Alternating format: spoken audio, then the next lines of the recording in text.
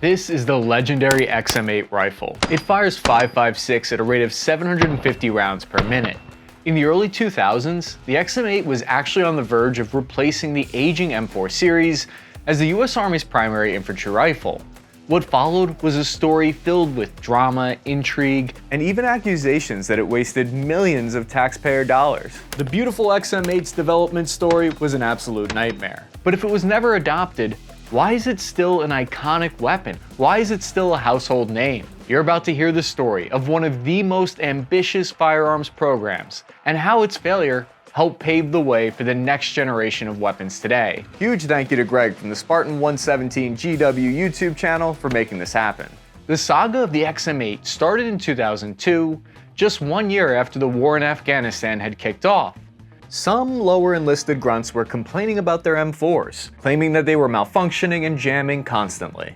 The Army Vice Chief of Staff, General Jack Keane, was outraged when he heard this. He turned to a brand new organization in the Army called PEO Soldier, led by Colonel Moran, to finally replace the M4. PEO Soldier is the agency responsible for prototyping everything a soldier wears or carries to this day.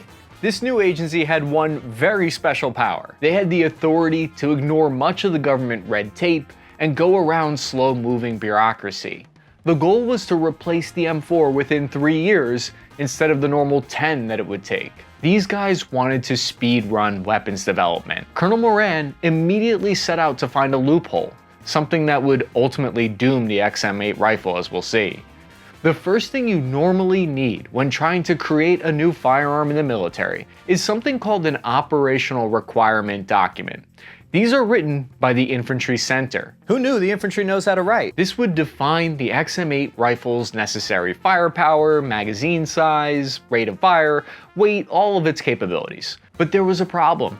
It normally took years and a multi-step approval process to get a new one of these authorized. Now, if you think that sounds boring and bureaucratic, so too did Colonel Moran. So instead, he dug up an old, previously approved operational requirement from almost 10 years earlier, from the 1994 Objective Individual Combat Weapon Program. What was that? But before we get into that, the only way I was able to have the opportunity to get on a plane, go to Arizona, and try out the XM-8 myself is thanks to this episode's sponsor. Getting into car accidents is awful, and if you haven't been in one yourself, then you probably know someone who has. But if you have, you should know how to protect your rights. Morgan & Morgan has been helping injured people get proper compensation for their injuries for over 30 years. Morgan & Morgan is America's biggest injury law firm with over 100 offices nationwide, and they're big for a reason. They've won a lot. Just in the past couple of months, Morgan & Morgan saw verdicts of $12 million in Florida, 34 times the highest insurance offer, $26 million in Philadelphia, 40 times the highest insurance offer, $6.8 million in New York, 25 times the highest insurance offer. Morgan & Morgan has recovered over $20 billion for their clients, and if you're seriously injured, your injury could be worth millions. It's also super easy to submit a claim and chat with your legal team about your case. It can all be done just from your smartphone. The best part, the fee is absolutely free unless you win. You can start your claim now with Morgan & Morgan at www.forthepeople.com/taskandpurpose or click the link in the description. The OICW program was essentially an XM-8 rifle with a 20mm programmable airburst grenade slapped onto the top of it, to enhance the Army's favorite buzzword, lethality. Sounds like something that could be useful, right? So why did it end up stalling?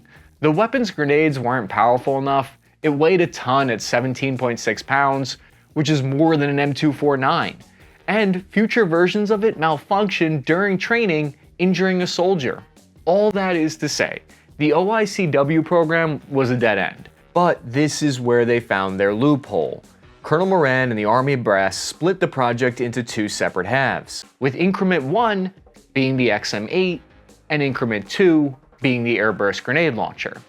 This way, he could attempt to replace the M4 without getting that new operational requirement document approved. This is what I like to call malicious compliance. The officers at PEO Soldier were bureaucratic acrobats, dodging regulations and compliance left and right. This way, Moran was able to invest $33 million into the XM-8. The German company H&K chose to repackage their G36, which was the German infantry's standard rifle. This would serve as the base for the weapon in order to deliver on the promise of a speedy development process. But behind the scenes during that time, obviously the G36 had already been around, and the US Army was starting to look and put the feelers out for like a new gun. You know, H&K was working with them, and they're like, hey, we can basically make some changes to the G36 that would kind of suit like what the Americans want. Now, fancy marketing for the rifle was used to keep public interest high and ensure a big army would actually follow up on adopting it. The XM-8 developers were actually told by US Army officers to make its aesthetics look futuristic and sexy. They wanted it to look like something out of the movie Starship Troopers. So HK got in touch with the folks over at Eau de Hoven Design Studio to help. These are the same people who helped design cars for Audi, who would now come in and spruce up the rifle concept. This is the final design they came up with. Its eye-catching unique silhouette was why every video game in the mid-2000s had them. I mean, this famous gun, it's been in like every video game that you can think of, Ghost Recon, Battlefield, Call of Duty. It's a very iconic prototype weapon. Video games gave the XM-8 higher accuracy and damage than the M4, which only made the public love it even more, I think. It even spawned a meme that the weapon looked like a fish. HK delivered the XM-8 to the Army insanely fast, within just 120 days. That work normally takes between 18 and 24 months. Like the G36 it was based on, the XM-8 was operated by a short-stroke gas piston and chambered in the same 5.56 round. When the XM-8 rifle is fired, gas pushes on a piston, that piston in turn pushes on another mechanism, which directly cycles the action. In theory, this is more reliable than the M4's direct impingement system, and that's exactly what the Army official trials appeared to show. Rumor has it, General Petraeus himself even requested an XM-8 before he deployed to Iraq, because of how impressed he was with these trials. One of the trials I'm referring to here is the now famous Aberdeen Proving Ground tests. The XM-8, Scar Light, HK-416, and your standard M4 were tested under sandstorm simulated conditions. 60,000 rounds were put through each model, with the XM-8 performing the best, with only 127 stoppages.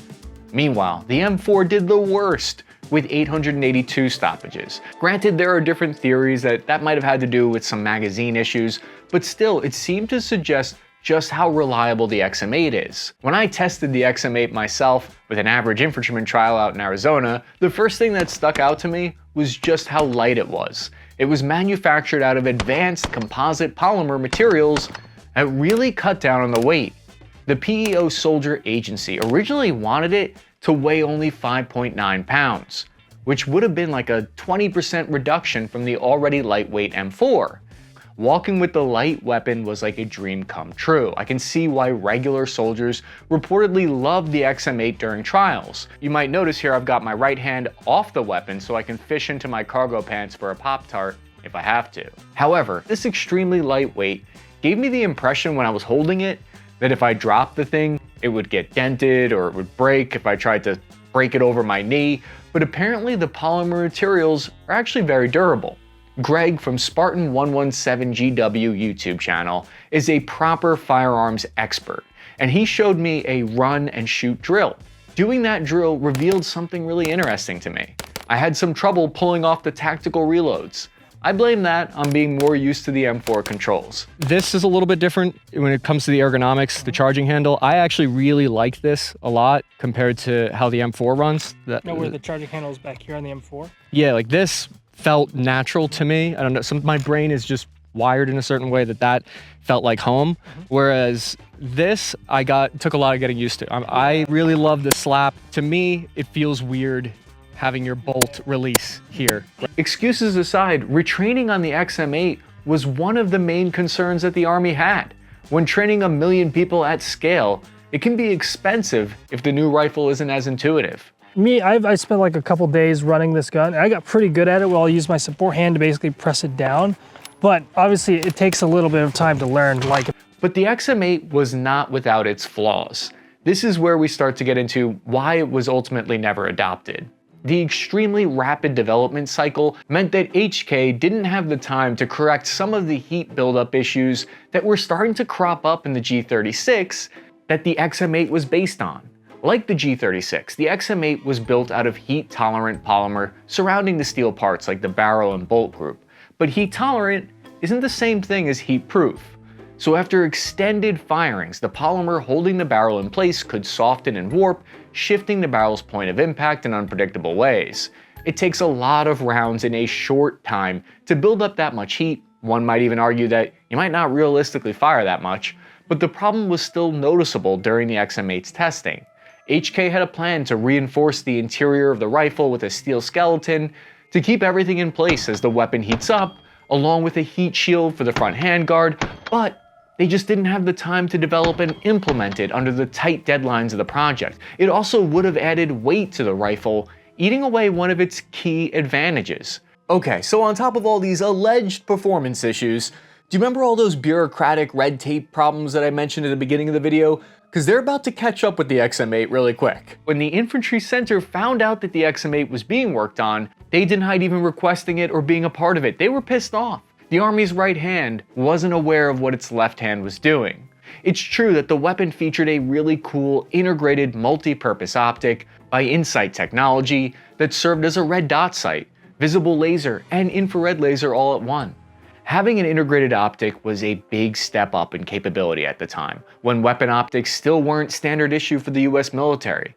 However, the integrated optic also had poor battery life in the field. Often the batteries would run out within 500 hours, or like a month straight. And if you've ever deployed, you know how supply sergeants guard those batteries with their lives. A major drawback of the XM-8 was its proprietary PCAP, or Picatinny Combat Attachment Point. These oval-shaped attachment points are much more streamlined than a rail segment. It can be easier to attach or take off optics. It was impressive because it predates similar ideas like the key mod and M-lock by almost a decade. But it ran into the same issues that all of your proprietary systems have. And especially with modularity, because on the real XM-8, like these keyhole patterns offered very limited modularity, and the M4 just had so much life left in it. It couldn't use the full range of accessories already out in the wild. One of the biggest selling points of the XM-8 was that it could be 4 weapons in one, a whole family of infantry weapons that could be easily converted in the field all by your lonesome. You could swap out the barrel for a short PDW version, add a drum magazine for a light machine gun, or designated long-range marksman variant. However, in reality, it wasn't as easy as it seemed. You still needed a barrel wrench setup to do it, which meant there was no such thing as quick swap outs in the field. Colonel Moran and his colleagues were bold. They genuinely wanted to get past red tape and restrictive bureaucracy so they could deliver a better weapon to the troops to address their concerns. But I think this might be how we learned why many of these boring procedures and regulations were put there in the first place. They're there to prevent waste and money and time and prevent development of weapons that ultimately no one has a need for. By circumventing the normal procurement process, it opened a window for American gun manufacturers and their allies in Congress to rightfully point out that the XM-8 had essentially already been pre-selected to replace the M4 without anyone else having a chance to compete. They played the "that's not fair" card because it actually goes against ethical and strategic regulations for military procurement. I hear you, ethics and war machines don't exactly go together like PB&J, but I don't know if you know this, but the Army is supposed to buy American first before reaching out overseas to a German company like H&K. The US Army is at least supposed to offer a fair chance bid for contracts to American sources. Personally, I think it's fascinating to see how the XM-8 saga directly influenced future firearms procurement with the next generation squad weapon, the XM-7. The XM-7 was careful to make sure everyone was on the same page from the get-go. Companies like SIG from Germany already had an American division set up. Soldier touchpoints and feedback were integrated early on. The performance metrics for the XM-7, the firepower and capability, could be argued to be twice as high compared to the M4. Meanwhile, the XM-8 appeared to only offer a small, marginal improvement, firing the same type of round. It was only a little bit better in reliability, and with an estimated cost of $2 billion to replace the M4, it was just tough for Congress to justify it. It just wasn't flexible enough, and that's kind of why it ended up kind of being just a part of history, but not really making it in the mainstream. I think Colonel Moran and H&K had been trying to avoid a lengthy bidding process by jumping onto a promising concept that only ended up creating more obstacles than they bypassed. Colonel Moran's legacy is interesting. You might be surprised to learn that him and his team are the same officers responsible for the adoption of the infamous UCP camouflage. He reportedly overrode the testing data and directed the adoption of the untested camo pattern. But he was also instrumental in getting every combat soldier an optic for their firearm. This is why, when the Army requested $26 million to acquire 7,000 XM-8 rifles for large-scale combat tests, Congress said, "No way, Jose," and by October 2005, the whole XM-8 saga was officially over. Still a really cool gun. It's like, gotta check that box. But worry not, the XM-8 found an unlikely home. They were purchased by the Royal Malaysian Navy Special Forces, and the rifle continues to find action in all of your old Ghost Recon and Battlefield Bad Company servers. All the targets we shot were these really cool, self-healing rubber targets from infinitytargets.com, made by Elijah Lawrence. Be sure to check them out. And a huge thank you to Austin Reed. Check him out on Instagram at ARVantage. You're gonna wanna look at his work there. I'm your average infantryman, Chris Cappy, signing off this net time now.